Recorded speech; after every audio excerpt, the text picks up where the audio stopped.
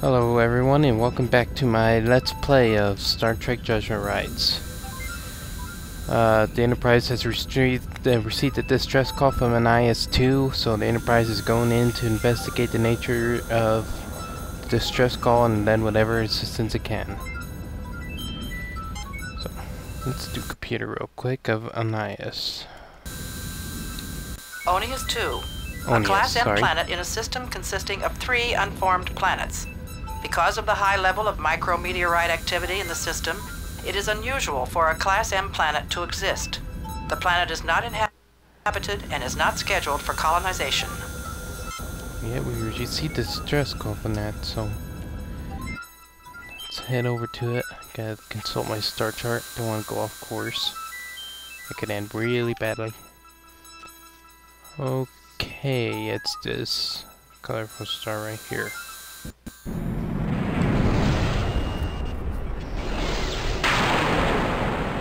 Approaching Onyius II, Captain.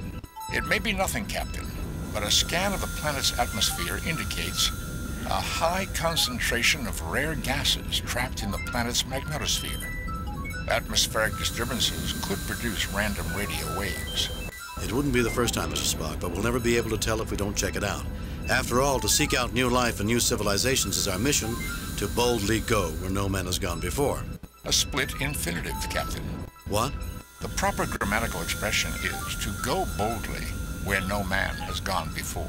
Somehow, I think it loses a little in the translation.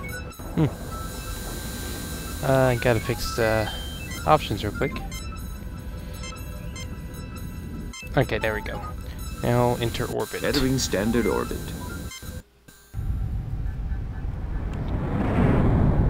Hey, that looks exactly like Balco's.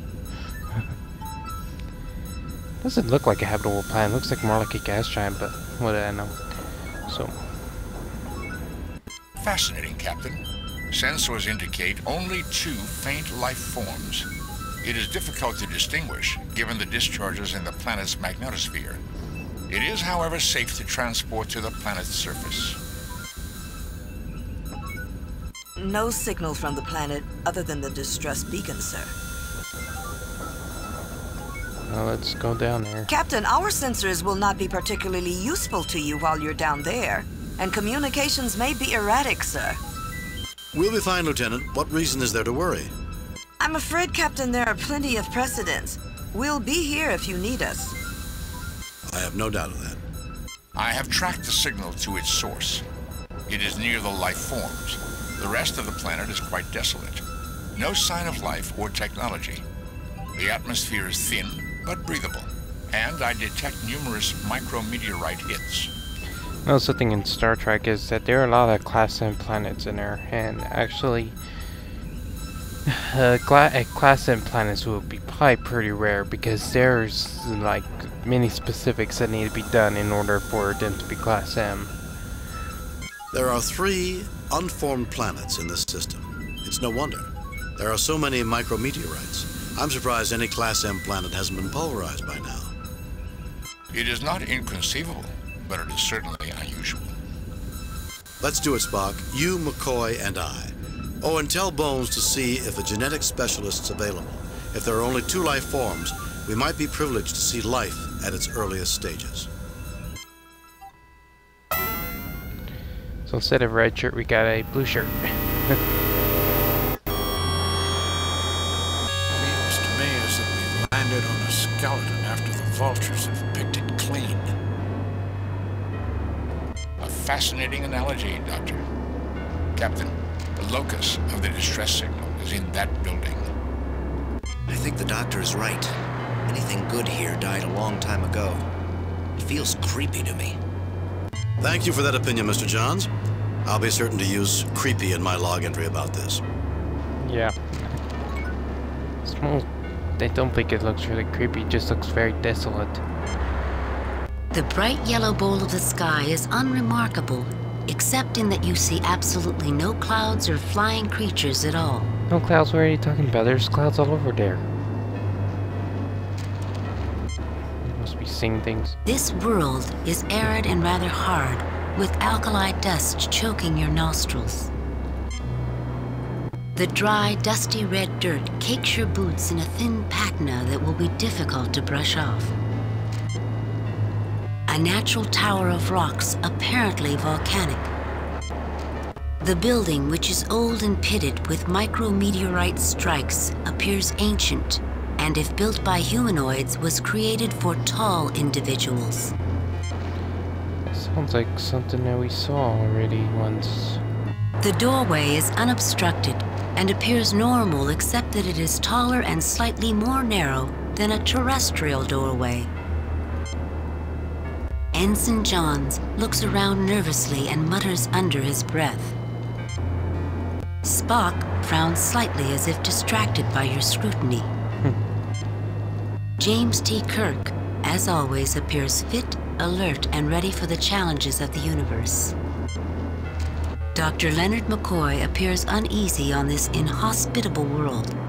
He always looks uneasy. As if he's in some kind of medical lab. See how the atmosphere is affecting him. Everything's okay. A minor strain on the liver and pancreas, but nothing that can't be treated.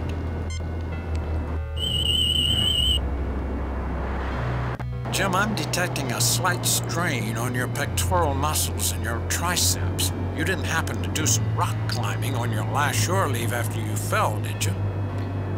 Well, I told you to take it easy.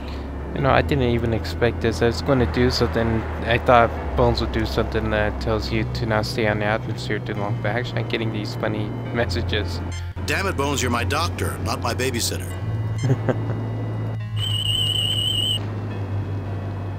Perfect readings for you. They'd be a disaster for anyone else, but you Vulcans are notoriously unique. Doctor, I do not understand why you find my anatomy a source of annoyance. If you were a doctor, you would understand.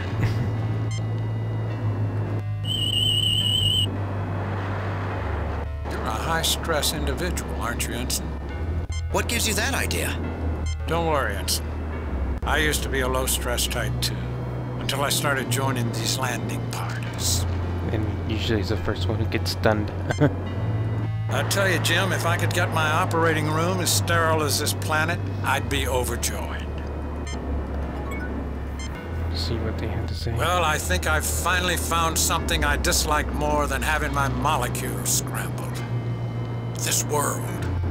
Bones, stop complaining. There's nothing wrong with this place aside from a little dust.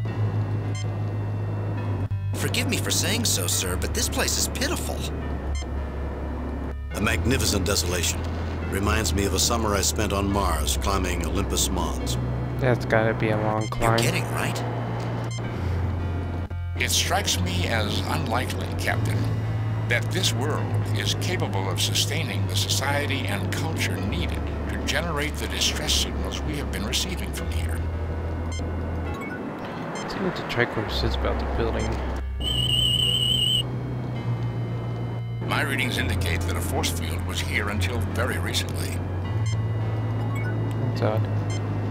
Let's go look in there.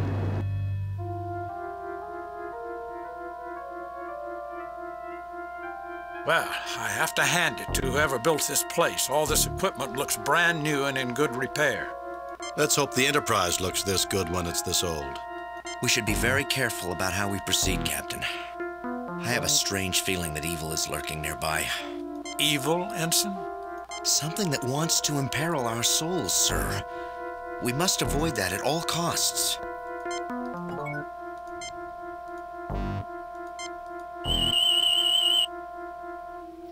This DNA sequencer appears to be nearly 50,000 years old. Jeez. Yet it has not broken down and appears to be fully powered.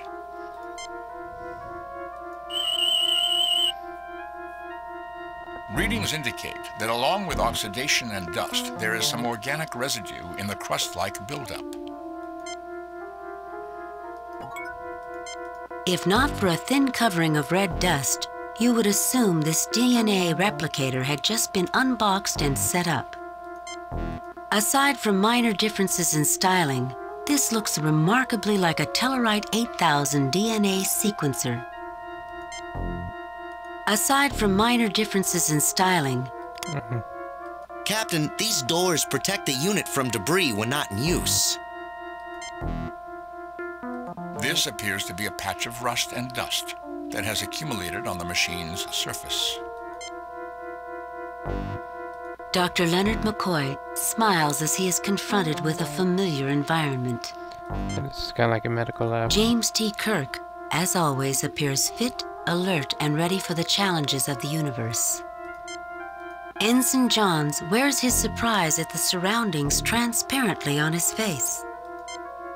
Spock raises an eyebrow as he surveys the room. A large, dry room. The huge ancient stones remind you of the buildings in Machu Picchu, Peru. Whoever built this, built it to last. Machu Picchu was an Incan city, and it had very remarkable masonry on there. The stones are so close together, you can't even put a knife between it. Let's see what the Tranquilus says about this. Aside from some dust and dirt and a small chemical deposit on the intake nozzle, this DNA replicator appears to be in the same condition that it was 50,000 years ago.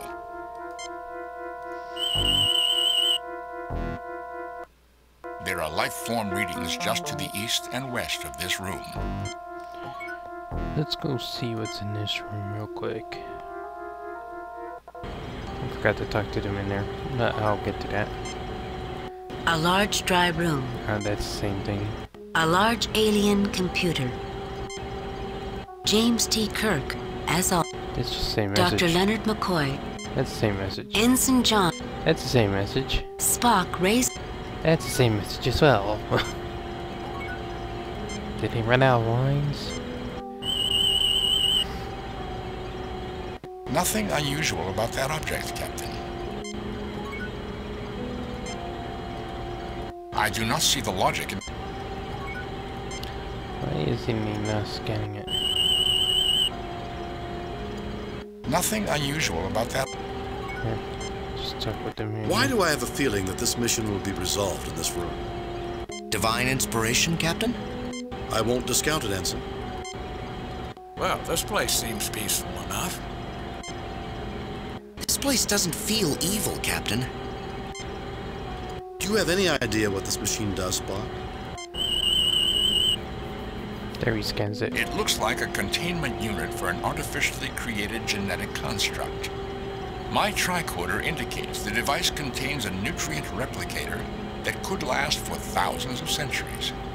I would speculate this would nursemaid the genes until it has evolved into a higher form of life and is ready for release on the planet's surface.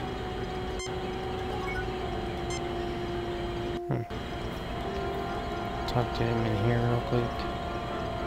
After they load. You know, a person could do serious research with a device like this. What an odd piece of equipment to find in a place like this. Interesting equipment we have here. A DNA synthesizer and replicator. This is one of the most advanced genetic facilities I have ever seen. How unusual. How so, Spock? Even visitors to this planet would leave behind a substantial number of artifacts. Sending only a genetics lab does not fit established archaeological patterns. It's like they're placed there on purpose, just for one purpose. I haven't seen equipment like this since I interned on Talara. Such equipment. In such a place. Let's see what's in this room.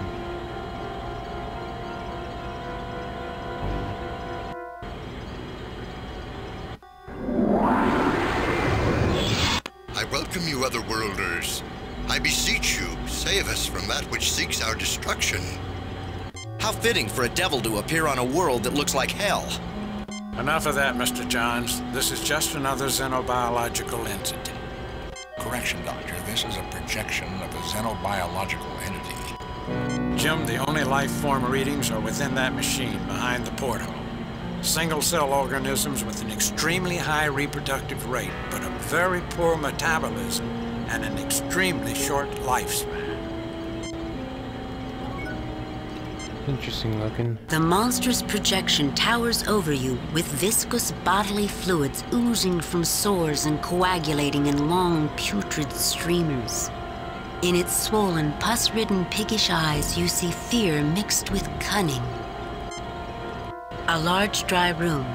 The huge ancient stones remind you of the building. Yeah, that's the same. The thick glass window and the light coming from it make it difficult to see beyond it, though you get the impression of a living plasma swirling behind it. A large alien computer. Ensign Johns appears horrified by the apparition that manifests in this room. Dr. Leonard McCoy looks intrigued by this new area to explore. Spock's face betrays no emotions. James T. Kirk scrutinizes the room, his thoughts rushing along at breakneck pace. I'll talk with them, then I'm going to end this let's play before I talk with the apparition. This place feels evil, sir. I hope we don't have to stay here very long. How come I always come to the barren planets, Jim? This machine is a genetic bank, Captain. I suspect that the projection acts as a fail-safe mechanism that will surrender samples of the genetic code for sequencing and replication when the mechanism is willing. I can't say that I'll nominate this place for viewing in the Federation's architectural archives.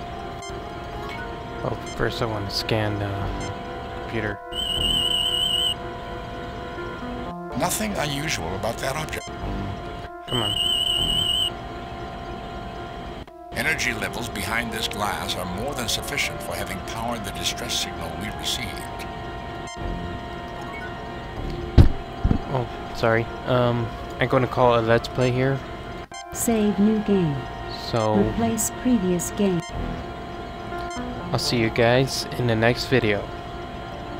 Bye.